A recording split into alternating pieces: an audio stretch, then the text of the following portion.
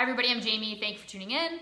I always like to recap last week's games at a glance, talk through some waiver wire pickups for this week, and talk through my pick'ems and DFS plays for this week's games. So let's dive in. I try to wear a new jersey every single week. My options are thinning now that it's week 10. Things are getting serious, but I had to recycle for this week and go back to my Golden Tate jersey. Yes, it's 2 teams overdue. I get it, but the Lions could use probably a little bit of support too in lieu of a couple tough losses that they've had. But I think the catch of the week, if not one of the catches of the year, goes to Golden Tate. Contested, one-handed grab, stays in bounds. I don't know how it gets much better than that unless, he gets into the end zone, which I would have been in full favor of since I had some buys and injuries this week and had to start him. So would have preferred getting into the end zone, but he's been looking really good in that offense. Daniel Jones and him seem to be on the same page. Sterling Shepard could be coming back soon, but I don't know if that's going to have much of an impact on the volume he's seeing. He's been fitting in well. Obviously, with the limited time that he's had in the offense, that's encouraging. And, he's been pretty money for him, to be honest. Another person that's looked really good is Emmanuel Sanders.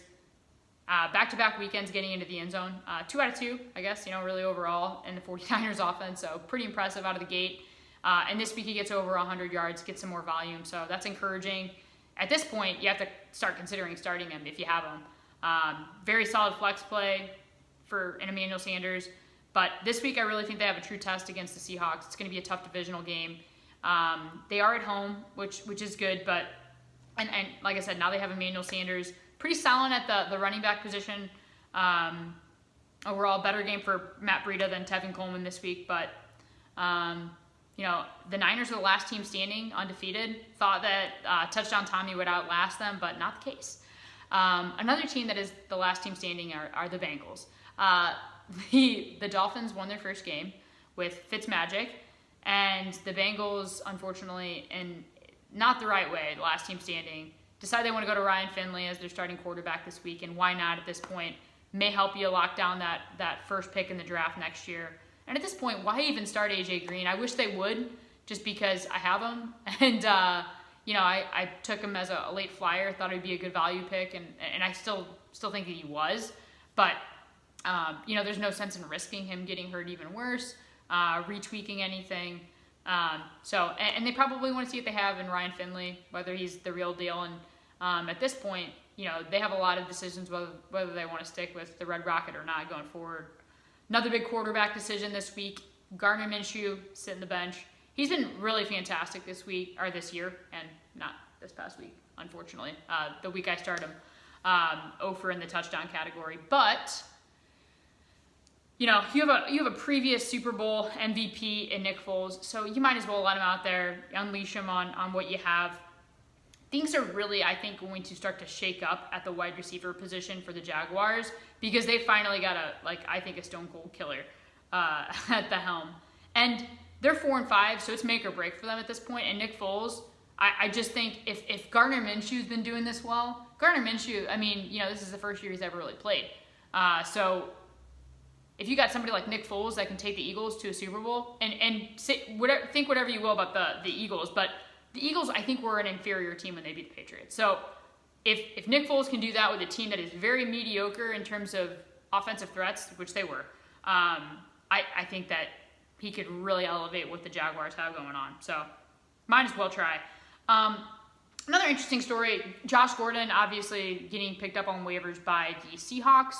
There was talk that Russell Wilson was trying to make a case for Antonio Brown joining forces there, which is interesting to me. I think that he's the better option between he and Josh Gordon, but Josh Gordon definitely a threat for them now.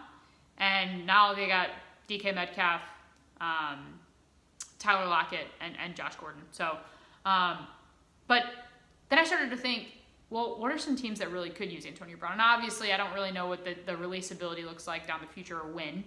But I started thinking, man, the Ravens could really use him. Now, here's my thing.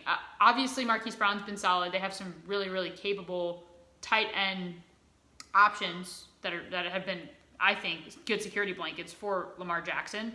And they've got a fantastic running back in Mark Ingram that's been, I think, keeping them honest on the ground.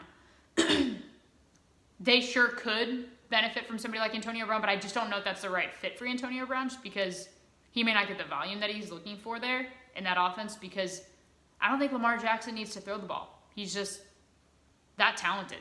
And he's looked fantastic. Props to him, breaking down and picking apart the best defense in the league. So really great performance from him. But the team that I thought really, really could use somebody like Antonio Brown are the Packers. Obviously, Devontae Adams' injury has been of question. I think that they've stayed afloat, all things considered. But you throw somebody like Antonio Brown in there, and you've suddenly got this like flashback Devontae Adams, Jordy Nelson, or Randall Cobb, Jordy Nelson dynamic. And what more reliant team upon the pass had there been? Except, this year I think they've been a little bit less pass heavy, with Aaron Jones doing a fantastic job for the most part. But Aaron Rodgers is going to air it out, and he can light it up, and with somebody like Antonio Brown, it'd be like Christmas for him. So something to consider. I just thought that would be fun. Some waiver wire pickups for this week. I really just think it's slim pickings, to be honest. Ryan Tannehill, I think, has to be the front runner at quarterback. He's been absolutely lighting it up. And I have to give a shout out to Nick Foles. I think that'd be an interesting play. And Derek Carr's been solid too. So if you need some plug and play players, I think those ones are some decent options. Kalen Ballage for Miami with Walton being out for 4 games now. He's been a solid second running back, and he was just pretty awful in terms of yards per carry this past week. But he does get some targets, and it's just really a question of how much volume he's going to get in absence of Mark Walton the second, I think. I don't know. He's 11% owned. I know he's probably at the top of many people's lists, and he could be a decent play down the line, for a good portion of a few weeks. So if you've got a buy, he could be an interesting play. I didn't like much of anything I saw on the waiver wire overall, so I was thankful to have a little bit of depth on my bench. But another person that I do actually more so like in terms of a safer play, maybe, is J.D. McKissic. Now, Ty Johnson just really wasn't that great, and honestly, I think it's just going to be luck of the draw. He got more carries. J.D. McKissic had more yards per carry this past week, but he does get, if you're in a PPR league, he does get more targets. So averaged 8 yards per carry this past week. He had 3 receptions for 40 yards. So something to consider. There does seem to be a little bit of some timeshare going on there. Wide receiver-wise, with the quarterback shakeup, it's going to be really tough. With Ryan Finley, I think that's his name. Gosh, I don't even know. Who knows? Alex Erickson, who has been really consistent with Andy Dalton. He seemed to lean on him heavily with A.J. Green still being out. And Tyler Boyd, statistically in the past, it has been very heavily said that when he is the number one guy, he just tends to not perform very well. So that has been persistent for the most part. Alex Erickson has been very consistent, I would say. He's 8% owned. Obviously, Devontae Parker has to be at the top of your list. He really did look like he was starting to mesh well with Ryan Fitzpatrick. He's 37% owned. Preston Williams is out for the year, unfortunately. And he was, honestly, I really have liked him. I've been, singing his praises all year. He's looked very solid for a rookie. He was undrafted, like crazy. But Devontae Parker has been averaging 8 targets per game, I think the last 4 games or so. So he's been looking good. And obviously, he's been looking like he's been clicking a little bit more with Ryan Fitzpatrick lately, which is a good thing. Cole Beasley is still 29% owned only. So if you do have a buy, he's been looking good. He's been getting into the end zone, very touchdown dependent, I think. He has not been getting as much volume in terms of that recently. Now, one thing I really do, I'm interested to see how this works out, is the Jaguars wide receiver position situation. So they've got a lot of players that people thought would be good. You got D.D. Westbrook that's been hurt with the shoulder injury. You got Keelan Cole, who had some really good moments of brilliance the year prior. DJ Chark Jr., who's been good. He's owned pretty heavily in many leagues. But you really just don't know, with all that talent, who's going to mesh well with Nick Foles. And Nick Foles, he can make anybody a weapon. Somebody interesting to consider, I think, is Chris Conley. He's had 7 targets the past 3 games, but again, you just don't know who he's going to click well with. Keelan Cole and Chris Conley could be some decent pickups in the upcoming months, upcoming weeks. So if you've got some space on your bench, it might be worth it. Tight end wise, Tyler Eifert could be interesting, but then again, You got a new quarterback back there. A lot of times quarterbacks will tend to lean on their tight end, a safe option, with limited experience in the offense. Mike Gesicki of Miami has had 5 targets averaged over the past 4 games. He's been decent. So not too bad. And obviously, if you got Ryan Fitzpatrick throwing the ball, they've been down really almost every single game. So really not many options in terms of that. Darren Fells is a good option. Ryan Griffin's been playing well, but it's hit and miss, to be honest, with most of the tight ends. Really, all tight ends have been very inconsistent this year, aside from, in my opinion, Darren Waller,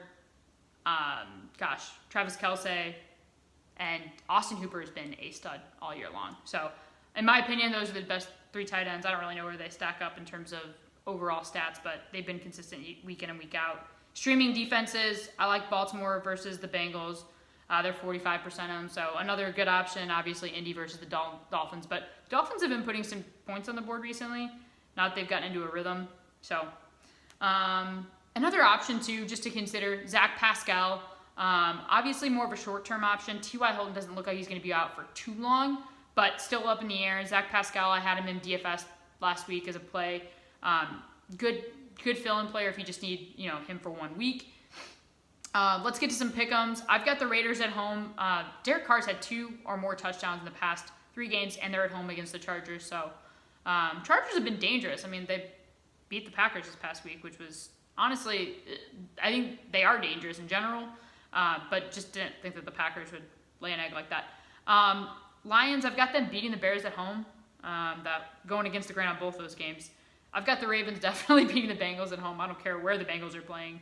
Every game is an away game, as far as I'm concerned for them. Bills, I've got them beating the Browns at home. That was a tough one, actually. The Browns, again, I think that they have the capability and talent to beat many teams, but the Bills have been looking good. I've got the Chiefs beating the Titans. I think that'll be a good game, though. I've got the Saints beating the Falcons at home. I've got the Giants beating the Jets away. I've got the Bucks at home beating the Cardinals. I've got the Colts beating the Dolphins. Laces out. I've got the Panthers upsetting the Packers at home. I just feel like they're a dangerous team, too. I think that they can upset anybody. I've got the Steelers beating the Rams. Another big upset at home. The Steelers have been looking good. Hey, why not? They're at home. Vikings, I've got them beating the Cowboys, who are playing away. And I'll be rooting them on in person. So, yeah, go Vikings. Go Skull. I also get the Seahawks upsetting the 49ers, who are playing at home. So Seahawks are away. I've got them beating them. I just think Russell Wilson. I just never doubt Russell Wilson. Like, who could be mad at that guy? He's the nicest. DFS plays. So I like Drew Brees and Michael Thomas. You're going to pay for Michael Thomas, but that's okay. I also like Aaron Rodgers and Devontae Adams. Aaron Rodgers, 6,600, and Devontae Adams at 6,900. I think that's a pretty good deal, especially when you think about both of them. I like Mark Ingram at Cincinnati for sure. At 7,100. I also like Nick Chubb versus Buffalo at 7,000. Another one, lower end of the spectrum, I like David Montgomery. He's very touchdown dependent, but he's only 5,300, so that's a pretty good deal. My dumpster dive of the week is Joe Mixon. Hey, why not? He's only 4,700, so he's got to be decent. I mean, we've seen that he's a capable running back. It's just they're going to be down, so let's get real. But if you need like maybe a prayer. Maybe you're going high end on wide receivers, or you got Christian McCaffrey. Hey, Joe Mixon, why not? Tight end wise, Austin Hooper has been a stud. And he's only 5,500. Ryan Griffin, I like him at 3,100. He's not been like great volume wise, but he's gotten in the end zone a couple weeks. Defensively, I like Detroit at Chicago for 2,900. I also like Indy versus Miami at 3,500. Pay a little bit more for them. Bargain buys, I like DJ Moore at 5,200. He's been pretty consistent the past couple weeks. Jamison Crowder was back this week. I like him too at 5,000. Devontae Parker at 4,800. I don't mind him either. So that's it. Week 10, holy cow. Yeah. Feel free to follow me on Twitter. Love to hear how your fantasy teams are doing. It's like trade time. So, hope you're making some good plays for some good people, things that you need on your team. Follow me at fantasy_more. Feel free to comment below. Thanks for tuning in.